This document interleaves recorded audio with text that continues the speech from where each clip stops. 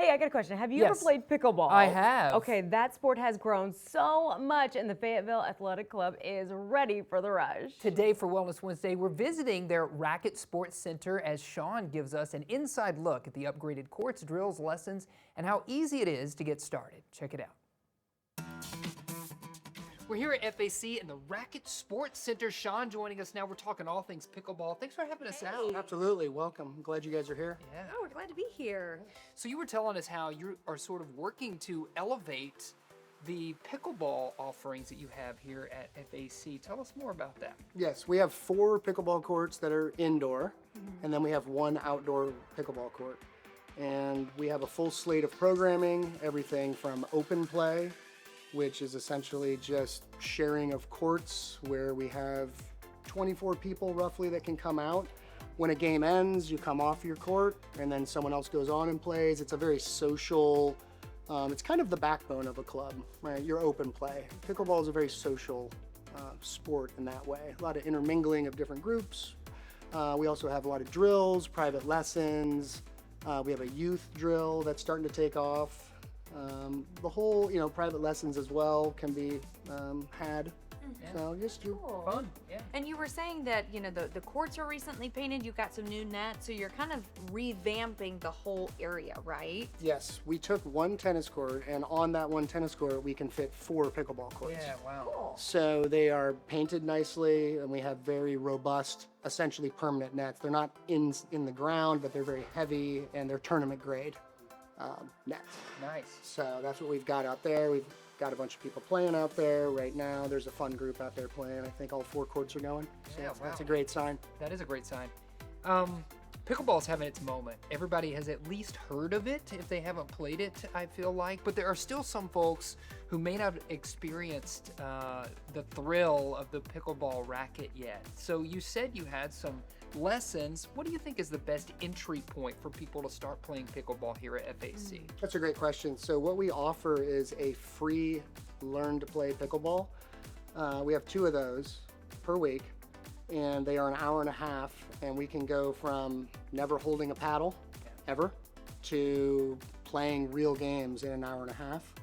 And it is definitely having its moment, especially around 2020 it started to pick up. Yeah. I've been in the industry full time for 9 years. Kind of got into it super early, but a lot of people don't realize pickleball was invented in 1965.